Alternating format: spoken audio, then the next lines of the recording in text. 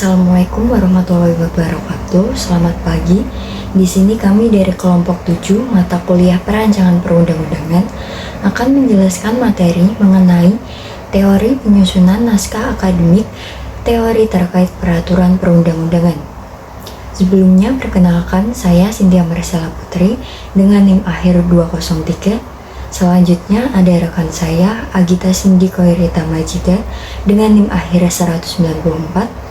Dan yang terakhir ada Laila Meiliana Putri dengan NIM akhir 197.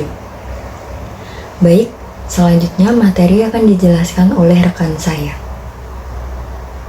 Baik, sebelum memasuki materi tentang teori penyusunan naskah akademik, kita perlu mengetahui terlebih dahulu tentang naskah akademik. Jadi, naskah akademik itu apa sih? Nah, naskah akademik ini adalah naskah yang dapat dipertanggungjawabkan secara ilmiah mengenai konsepsi yang berisi latar belakang, tujuan penyusunan, sasaran yang ingin diwujudkan, dan lingkup, jangkauan, objek, atau arah pengaturan rancangan peraturan perundang-undangan.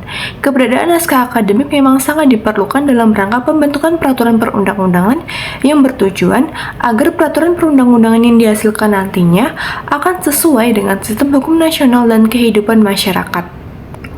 Adapun terdapat beberapa definisi lain dari naskah akademik, yaitu yang pertama, ada Undang-Undang Nomor 12 Tahun 2011. Naskah akademik adalah naskah hasil penelitian atau pengkajian hukum dan hasil penelitian lainnya terhadap suatu masalah tertentu yang dapat dipertanggungjawabkan secara ilmiah mengenai peraturan masalah tersebut dalam suatu rancangan undang-undang, raperda provinsi, atau raperda kabupaten atau kota sebagai solusi terhadap permasalahan dan kebutuhan hukum masyarakat. Yang kedua ada Keputusan Kepala Badan Pembinaan Hukum Nasional atau BPHN nomor G159 PR 09.10 tahun 1994 tentang petunjuk teknis penyusunan naskah akademik peraturan perundang-undangan. Naskah akademik adalah naskah awal yang memuat pengantar materi peraturan perundang-undangan bidang tertentu yang telah ditinjau secara sistematik, holistik, dan futuristik. Yang ketiga ada Perpres nomor 68 tahun 2005 tentang tata cara mempersiapkan RUU, RPP, Raperpres. Naskah akademik adalah naskah yang dapat dipertanggungjawabkan secara ilmiah mengenai konsepsi yang berisi latar belakang, tujuan penyusunan, sasaran yang ingin diwujudkan, dan lingkup, jangkauan, objek, atau arah pengaturan substansi rancangan peraturan perundang-undangan. Yang keempat ada Permen Hukum dan HAM nomor MHH 01 PR 01.01 tahun 2008 tentang pedoman penyusunan naskah akademik rancangan peraturan perundang-undangan. Naskah akademik adalah naskah yang dapat dipertanggungjawabkan secara ilmiah mengenai konsepsi yang berisi latar belakang, tujuan penyusunan, sasaran yang ingin diwujudkan, dan lingkup, jangkauan, objek, atau arah peraturan substansi rancangan peraturan perundang-undangan.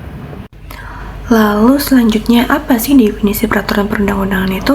Jadi, peraturan perundang-undangan adalah aturan hukum tertulis yang dibuat oleh lembaga yang berwenang dan bersifat mengikat secara umum. Menurut pasal 1 ayat 2 Undang-Undang Nomor 12 Tahun 2011 mendefinisikan peraturan perundang-undangan sebagai peraturan tertulis yang memuat norma hukum yang mengikat secara umum dan dibentuk atau ditetapkan oleh lembaga negara atau pejabat yang berwenang melalui prosedur yang ditetapkan dalam peraturan perundang-undangan. Adapun selanjutnya yaitu landasan pembentukan naskah akademik. Nah, jadi naskah akademik ini selalu disertai dengan landasan pembentukan yang meliputi landasan filosofis, sosiologis, dan yuridis dengan penjelasan yaitu sebagai berikut. Yang pertama, ada landasan filosofis. Landasan filosofis ini memuat mengenai kesadaran hidup berbangsa dan cita hukum nasional berdasarkan Pancasila dan pembukaan Undang-Undang Dasar 1945. Yang kedua, landasan sosiologis. Nah, landasan sosiologis ini menggambarkan fakta empiris masalah dan kebutuhan hukum masyarakat. Yang ketiga adalah landasan yuridis, yaitu landasan yang memberikan urgensi hukum mengenai pembaruan atau perbaikan peraturan yang sudah ada, tetap selaras dan memenuhi tuntutan dinamika kebutuhan hukum masyarakat. Baik, selanjutnya di sini saya akan menjelaskan mengenai tahapan penyusunan naskah akademik. Yang pertama ada tahapan awal. Tahapan awal terdiri dari persiapan penyusunan naskah akademik, kemudian pembahasan diskusi draft awal naskah akademik, kemudian ada penyusunan draft awal naskah akademik, kemudian ada evaluasi draft naskah akademik, dan yang terakhir ada penyempurnaan naskah akademik.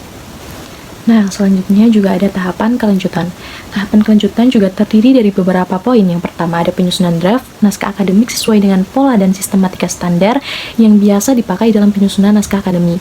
Kemudian yang kedua ada kebutuhan akan waktu penyusunan dan menuangkan data serta informasi ke dalam bentuk naskah akademik.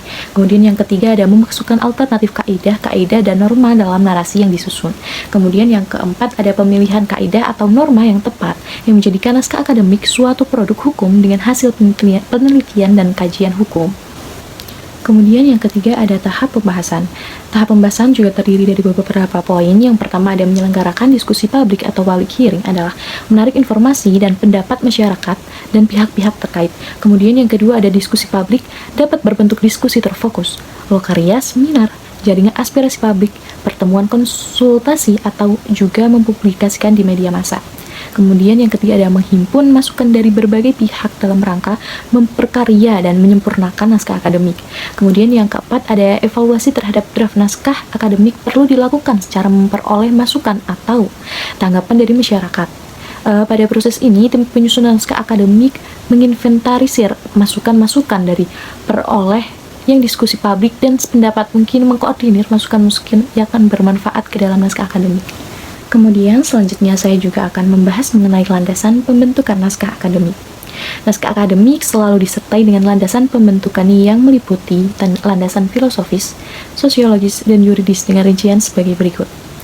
Pertama, landasan filosofis memuat mengenai kesadaran hidup berbangsa dan cita hukum nasional berdasarkan Pancasila dan pembukaan Undang-Undang Dasar 1945. Yang kedua, landasan sosiologis menggambarkan fakta empiris, masalah dan kebutuhan hukum masyarakat. Yang ketiga yaitu landasan yuridis memberikan urgensi hukum mengenai pembaruan atau perbaikan peraturan yang sudah ada agar tetap selaras dan memenuhi tuntutan dinamika kebutuhan hukum masyarakat. Kemudian selanjutnya saya juga akan membahas mengenai fungsi naskah akademik. Yang pertama, pada mulainya naskah akademik bukan merupakan suatu keharusan dalam penyusunan rancangan peraturan perundang-undangan. Setelah tahun 2011 berdasarkan pasal 43 ayat 3 Undang-Undang Nomor 12 Tahun 2011 tentang pembentukan peraturan perundang-undangan, naskah akademik menjadi suatu keharusan dalam penyusunan rancangan peraturan perundang-undangan. Kemudian ada sebagai bahan awal yang memuat gagasan tentang urgensi pendekatan, ruang lingkup, dan materi muatan suatu peraturan perundang-undangan. Kemudian selanjutnya sebagai bahan pertimbangan yang digunakan dalam permohonan izin peraturan perundang-undangan. Kemudian yang terakhir sebagai dasar bagi penyusunan rancangan peraturan perundang-undangan. Nah, selanjutnya saya juga akan membahas mengenai peran naskah akademik dalam peraturan perundang-undangan. Yang pertama ada sebagai landasan ilmiah agar peraturan perundang-undangan yang disusun memiliki arti aplikatif dan futuristik. Kemudian ada sebagai acuan pembandingan dalam proses perencanaan saat penyusunan peraturan daerah atau perda kabupaten atau kota, karena didasarkan pada hasil riset yang dapat dipertanggungjawabkan. Selanjutnya, sebagai persyaratan wajib dalam penyusun peraturan daerah, guna memberikan landasan ilmiah untuk mendukung pengambilan keputusan yang berbasis data dan analisis yang objektif untuk pembuatan peraturan daerah yang mencerminkan partisipasi masyarakat. Kemudian yang terakhir ada sebagai perwujudan asas-asas pembentukan peraturan perundang-undangan yang baik, terutama terkait dengan pelaksanaan asas tujuan yang jelas, asas perlunya pengaturan, dan asas dapat dilaksanakan. Baik, selanjutnya saya akan menjelaskan teori terkait peraturan perundang-undangan. Yang pertama yaitu ada teori legal drafting. Teori legal drafting merupakan konsep dasar tentang penyusunan peraturan perundang-undangan yang berisi tentang naskah akademik, hasil kajian ilmiah, beserta naskah awal peraturan perundang-undangan yang diusulkan. Lalu yang kedua ada teori jenjang norma atau Stufen Theory. Teori ini dikemukakan oleh Hans Kelsen dan dikembangkan oleh Hans Nawiaski dalam bukunya Allgemeine Rechtslehre. Hans Nawiaski mengemukakan bahwa sesuai dengan teori Hans Kelsen, suatu norma hukum negara selalu berlapis-lapis dan berjenjang, yakni norma yang di bawah berlaku, berdasar, dan bersumber pada norma yang lebih tinggi. Begitupun seterusnya sampai pada suatu norma yang tertinggi yang disebut norma dasar. Dari teori jenjang norma, Hans Nawiaski menambahkan bahwa selain norma itu berlapis-lapis dan berjenjang, norma hukum juga berkelompok-kelompok. Nawiaski mengelompokkan menjadi 4 kelompok besar, yakni yang pertama, norma fundamental negara, yang kedua, aturan dasar negara, yang ketiga, undang-undang formal, dan yang keempat, aturan pelaksanaan dan aturan otonom. Yang ketiga, teori selanjutnya yaitu teori kepentingan atau teori Roskopov. Teori ini menyatakan bahwa hukum harus mengakomodasi berbagai kepentingan, baik kepentingan individu maupun masyarakat. Dalam penyusunan naskah akademik, teori ini membantu dalam menganalisis berbagai rancangan peraturan, mencerminkan keseimbangan kepentingan antar individu, kelompok, dan negara. Lalu yang terakhir ada teori kedaulatan atau hukum, rule of law. Evi Dicey menekankan bahwa hukum harus menjadi dasar utama dalam pembentukan peraturan perundang-undangan. Dalam penyusunan naskah akademik, teori ini menjadi dasar dalam menjamin bahwa rancangan peraturan yang disusun tetap berlandaskan hukum dan tidak bertentangan dengan prinsip-prinsip demokrasi. Baik, demikian pemaparan materi dari kelompok kami. Apabila ada kesalahan, mohon maaf. Wassalamualaikum warahmatullahi wabarakatuh.